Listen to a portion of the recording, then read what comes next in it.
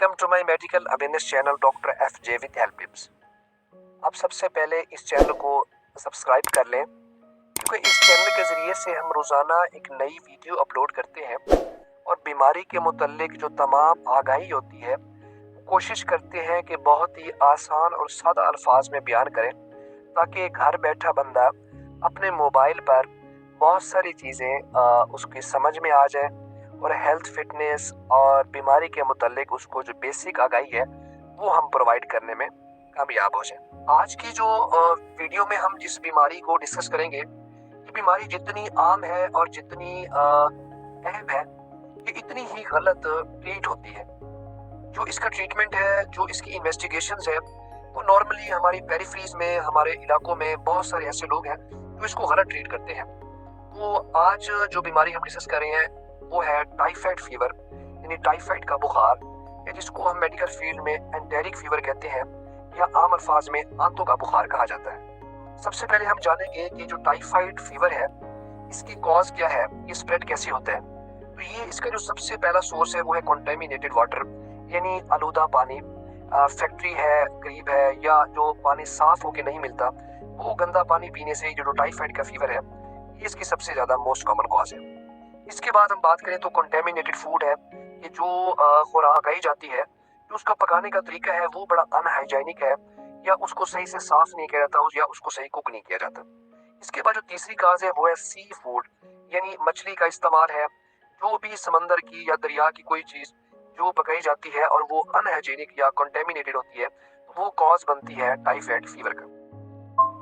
Typhoid का जो बुखार है ये बेसिकली एक बैक्टीरियल डिजीज है, यानी जिस जरासीम से फैलती है उस जरासीम का नाम, उस बैक्टीरिया का नाम सैल्मोनेली टाइफाई है, तो इसीलिए इसको टाइफाइड फीवर कहा जाता है। सबसे पहले हम बात कर लेंगे कि इसकी जो अलामात है टाइफाइड फीवर की वो क्या होती है। तो इसमें सबसे पहला जो अलामत है, जो इंतहाई अहम अलामत है, वो है स्टेप लैडर फीवर, यानी जो बुखार की शिद्दत होगी वो काफी ज्यादा तेज बुखार होगा, लेकिन इसमें बुखार की शिद्दत दिन के टाइम कम होती है, और जिस तरह से दिन बढ़ता जाएगा, दोपहर के बाद शाम को या रात को जो बुखार की शिद्दत है वो बहुत ज्यादा हो जाएगी।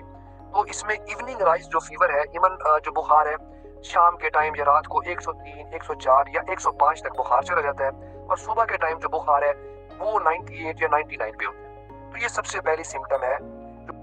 इसके बाद दूसरी जो सिम्टम है वो है पेट के मुतल्लिक, यानी इसमें एब्डोमिनल पेन होगा, पेट में दर्द होगी, कॉन्स्टिपेशन, कब्ज होगी, या डायरिया या जुलापी लग सकते हैं। तीसरी जो इसमें चीज है वो है लॉस ऑफ एपेटाइट, यानी भूख का कम हो जाना। चौथी इसमें जो चीज है वो है generalised body pain and headache, यानी सारे जिस्म में काफी ज्यादा शिद्दत का दर्द महसूस होना और सर दर्द महसूस होना। पांचवी जो इसमें सिम्टम आती है, जो अलामत आती है, वो है बॉडी रैशेस, यानी जिस्म के ऊपर लाल सुर्ख रंग के निशानात बनना शुरू हो जाते हैं, जिसको हम मेडिकल फील्ड में रोज स्पॉट्स भी कहते हैं। इसके बाद हम बात करेंगे कि जो अलामात अगर किसी शख्स में आती हैं तो उसको कौन कौन से टेस्ट कराने चाहिए ताकि कंफर्म हो जाए कि वाकई टाइफाइड फीवर है। तो इसमें जो इसका डायग्नोस्टिक टेस्ट है वो एक ही टेस्ट है, वो है ब्लड कल्चर टेस्ट। तो ब्लड कल्चर का जो टेस्ट है ये स्पेसिफिक है फॉर टाइफाइड फीवर। तो इसमें टाइफाइड जो टेस्ट है उसकी कोई इंपॉर्टेंस नहीं है। इसके बाद बात कर लेते हैं कि जो टाइफाइड का बुखार है इसका जो इलाज है, उसमें सबसे पहली चीज है कि साफ सुथरा उबला हुआ पानी इस्तेमाल करें, ज्यादा से ज्यादा पानी का इस्तेमाल करें। और दूसरा जो इसमें है वो है अपने हाथ जो है टॉयलेट यूज करने के बाद वो अच्छी तरह से हैंड वॉश करें।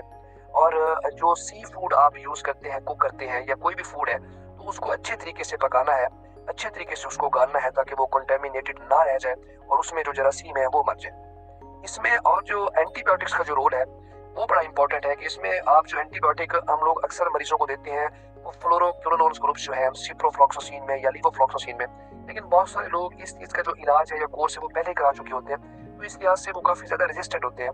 तो ऐसे मरीजों में जिनमें सिप्रोफ्लॉक्सासिन या लीवोफ्लॉक्सासिन का इफेक्ट ना आए, तो हम सबसे पहले ये 5-7 दिन के लिए ये मेडिसिन देते हैं। तो वरना फिर हम मैक्रोलाइड्स जो ग्रुप है जिसमें एजिथ्रोमाइसिन है, एक्लिथ्रोमाइसिन है, या फिर सेफलोस्पोरिन ग्रुप में सेफिक्साइन जो कैप्सूल है, तो वो हम स्टार्ट कराते हैं, और इसका जो कोर्स चलता है वो 5 से 7 दिन का कोर्स होता है। और इसके बाद जो है पैरासीटामोल का रोल है कि फीवर के लिए पैनाडोल की गोली इस्तेमाल करनी है, और उसके साथ साथ आपने पेट का दर्द जो है उसको कम करने के लिए कोई जो है PPI ओमेप्राजोल है, या कोई एंटासिड जो सिरप है मैदे के वो आपने इस्तेमाल करनी है।